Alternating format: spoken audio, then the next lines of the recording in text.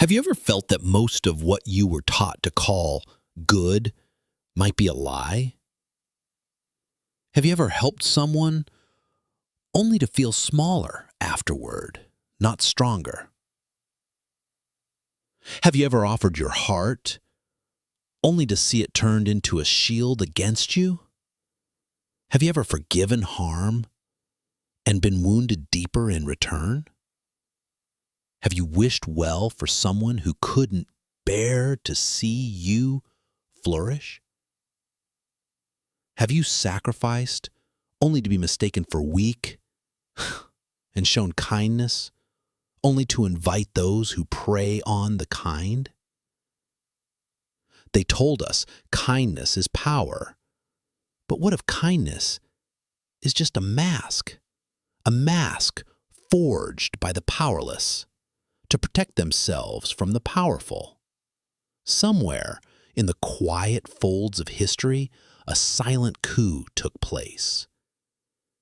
It was not recorded in textbooks. It was not declared on battlefields.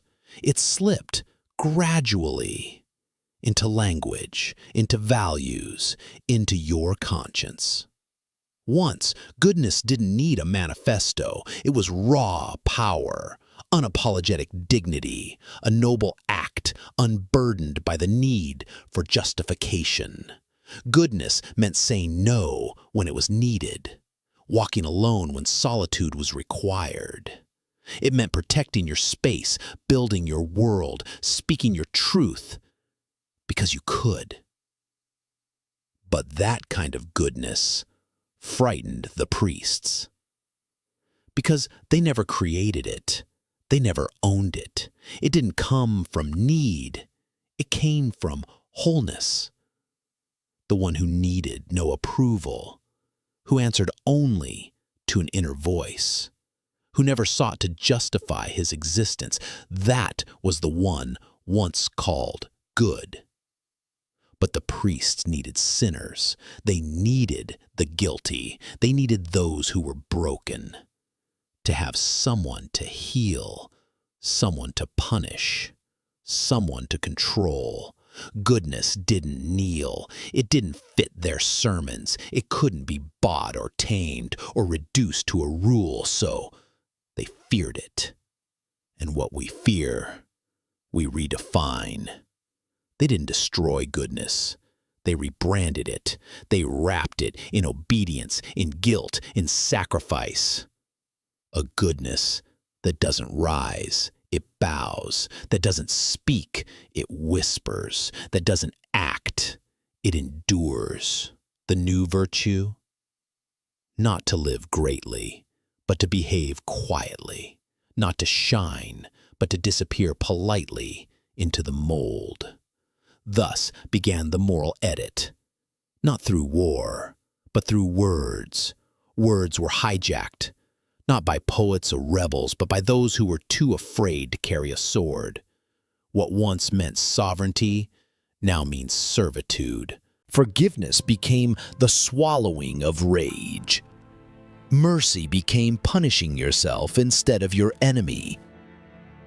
Humility became shame for anything that dared to rise.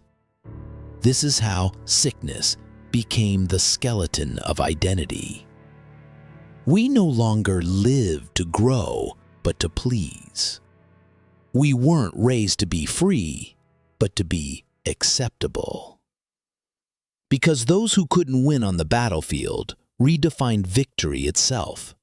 They made surrender a virtue. At some point, words stopped reflecting reality and started protecting people from it. Virtue was recoded as obedience, restraint, shrinking. Cowardice was renamed purity. Silence became tolerance. Inability became goodness. They didn't change morality. They reprogrammed it. A new human version, downloaded via guilt, shame, and soft-spoken sermons. No one now says, "Be powerful." They say, be polite, be gentle, be humble. All designed to keep you manageable. Because those who cannot rise pull the world down to their height. They cannot ascend, so they redefine what it means to rise. Goodness used to be abundance. Now it's a disguise for emptiness. Now goodness means to obey, to lower your gaze, to suppress your voice, to deny your drive, to be slowly extinguished, so that those who fear living don't feel alone. The human being was tamed, not with violence, but with shame. We were told that working on ourselves was selfish, that greatness was a sin. But who benefits when you disappear? Desire was labeled animalistic, anger was forbidden, pride was shamed. But what if desire is the engine of life? What if anger is your dignity screaming? What if pride is the last proof that you haven't given up? Forgiveness became a virtue, vengeance a weakness. But who set these rules? The victim or the one afraid of consequences? When someone tells you that vengeance is weakness, remember, they're probably not the victim. When someone tells you greatness is betrayal, ask yourself, who feels betrayed by your rise? Who benefits from a human who asks for nothing, craves nothing, claims nothing? The system, the one that thrives when you are tame. Every moral law handed to you, ask, who profits from this? If a value can only survive in secrecy, it's not virtue, it's manipulation. At a critical moment, values were reversed. The noble were silenced. The silent were crowned. The sacred became the one who suffered quietly. The just became the one who asked for less. Truth became the thing that didn't disturb. In this world, cracks are worshipped more than strength, wounds more than healing. The one who breaks down gets more love than the one who rises. What was once a mark of nobility was renamed arrogance. What once brought shame became identity. Now, suffering is a currency, and freedom a threat. So truth became selective, built to comfort the crowd, not elevate the few. The first lie, goodness means sacrifice. They didn't destroy the meaning of good, they diluted it. Goodness used to mean nobility, to have, to overflow, to give from abundance. But the priests couldn't handle that, so they recast it as emptiness. Now good means don't ask for anything, lower your eyes, bend your head, be invisible.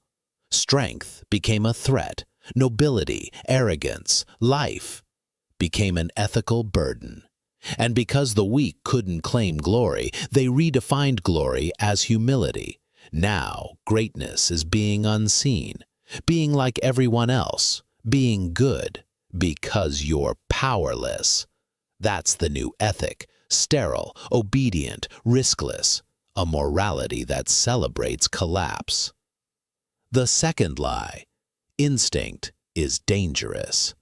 The body was marked as shameful, desire scorned, power branded as a crime, as though the animal within us must be caged, as though our instincts are a threat, not a compass. But what happens when you declaw a lion, when you shame a flame for being too bright? That animal you've been taught to fear, it's the same force that shields you in danger, drives you to create, compels you to rise. Without it, what remains? A ghost playing human, a soul on mute. Morality became a sedative. It drugged the body, softened the will, and turned the pursuit of greatness into a public apology. And then came the performances. People learned to bleed on cue, to wither in ways that invited affection, to perform collapse for applause. Not because they wanted to fall, but because the world only claps when you're on your knees. They could have danced with the wild, but they chose to fit the cage, to suffer, not out of need, but because pain became a language everyone understood. The third lie, justice, is equality. Not all humans are equal. Some carry an inner compass. They rise not because they are unhurt, but because their will refuses to kneel. They don't need witnesses for their anger. They don't need an audience to validate their strength. But slave morality doesn't tolerate them. It demands they shrink. It asks them to hide their fire. The brighter you shine, the more the world whispers, "Dim yourself. Don't disturb the sleepy ones." Why?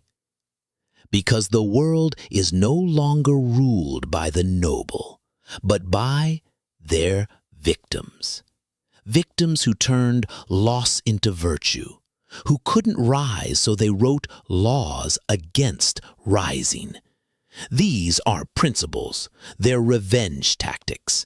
This isn't morality. It's sabotage.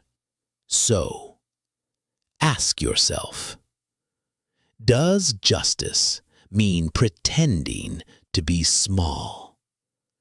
Does nobility mean lying about your strength?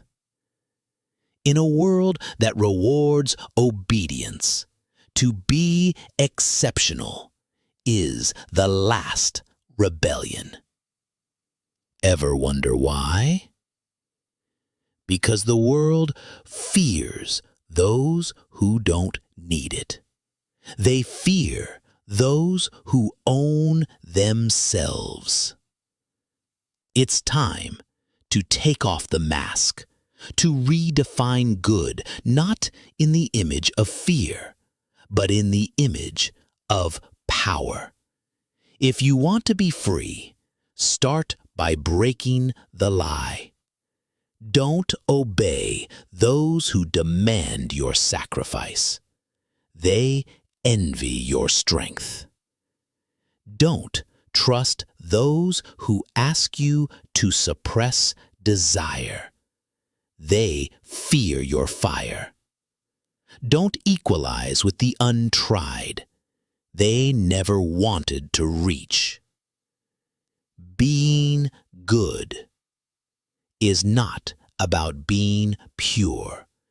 It's about being true to your essence. This is the echo of the first chapter of Nietzsche's Genealogy of Morals.